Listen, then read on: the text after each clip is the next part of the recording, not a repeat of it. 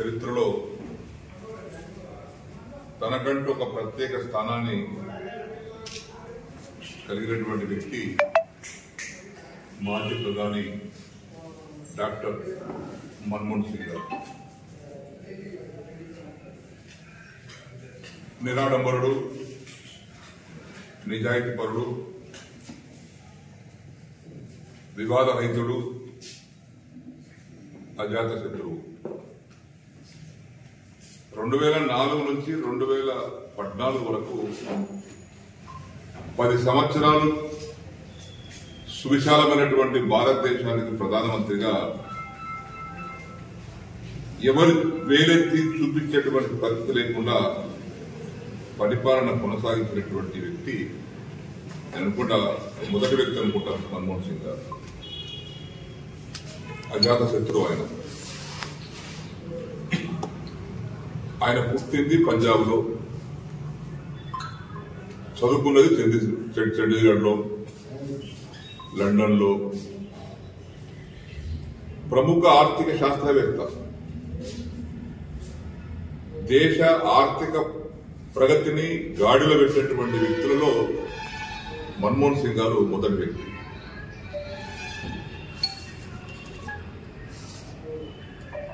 Reserve bank governor గా చేశారు, ప్రభుత్వంలో ఆర్థిక శాఖ కార్యదర్శిగా చేశారు, పివి నరసింహారావు గారి నాయకత్వంలో ఆర్థిక మంత్రిగా పనిచేశారు.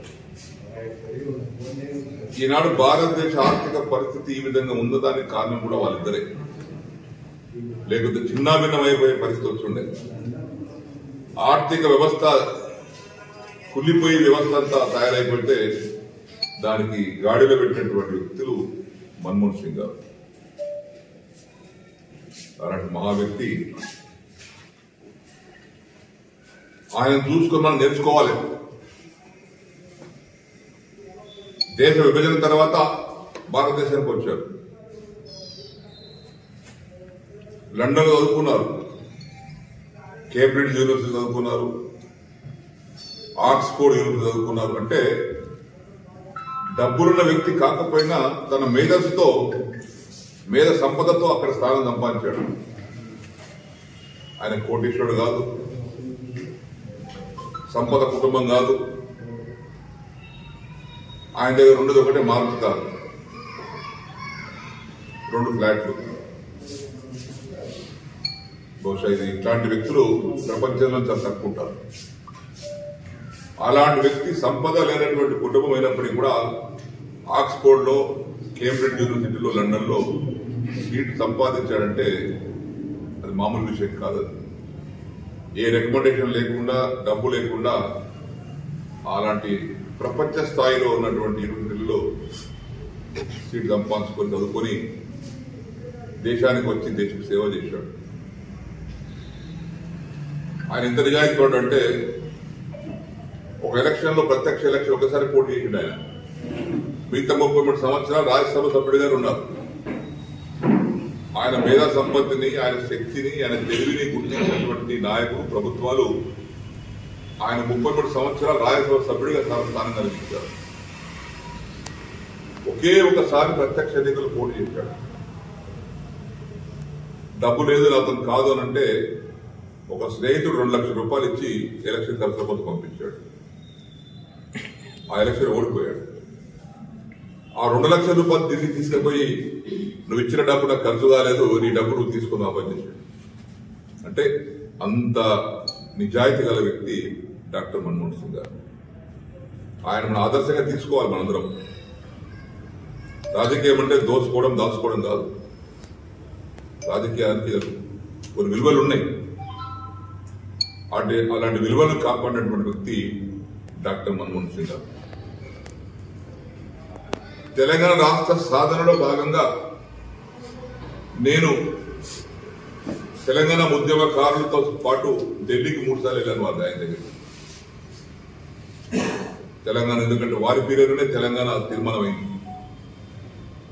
మన్మోహన్ సింగ్ గారు ప్రధానమంత్రి ఉన్న రోజుల్లోనే తెలంగాణకు శ్రీకారం పడ్డారు.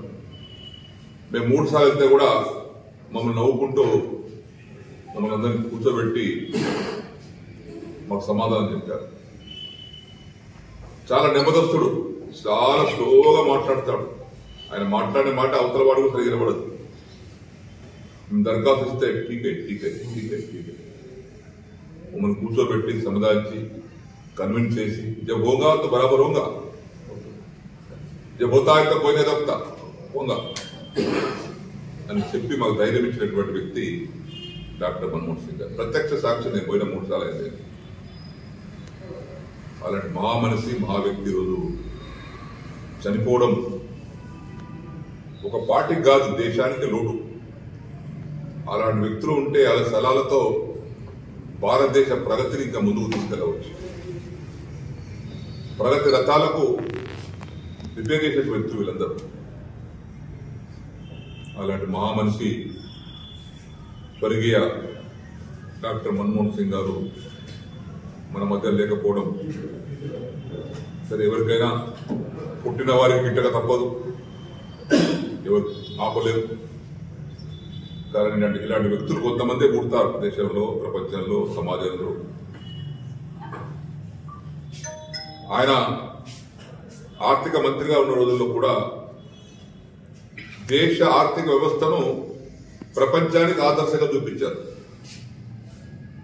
ఆయన బడ్జెట్ ప్రవేశపెట్టడం కానీ, బడ్జెట్ కూర్పు కానీ, దేశ యొక్క ఆర్థిక పరిస్థితిని అద్దం చూపించినట్టుగా ప్రజలు చూపిస్తూ దాన్ని ఏ విధంగా గాడిలో పెట్టాలో పెడుతూ ప్రపంచ ఆర్థిక వ్యవస్థకే ఆదర్శవంతమైనటువంటి నాయకుడు మన్మోహన్ సింగ్ గారు.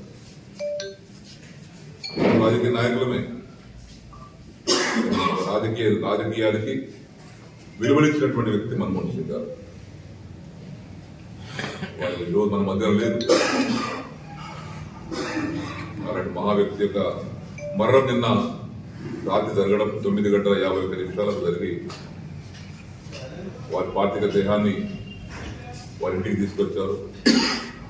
ఈరోజు ఏఐసిసి కార్యాలయానికి తీసుకెళ్లి ప్రజల సందర్శనార్థం మా వ్యక్తి మతంలో పంజాబీ అయినా సౌమ్యుడు, నిరంతరం దేశం కోసం ఆలోచించేటువంటి వ్యక్తి మన్మోహన్ సింగ్. కాబట్టి ఈ సందర్భంలో వారి మరణం పట్ల తీవ్ర సంతాపాన్ని వ్యక్తపరుస్తూ వారి 3 కుమార్తెలు, భార్య, కొడుకులు లేదు. వారి కుటుంబ సభ్యులకు కూడా ప్రగాఢ సానుభూతి తెలియపరుచుకుంటూ డాక్టర్ మన్మోహన్ సింగ్ గారి ఆత్మకు భగవంతుడు ఆత్మకు శాంతి చేకూర్చాలని ప్రార్థిస్తూ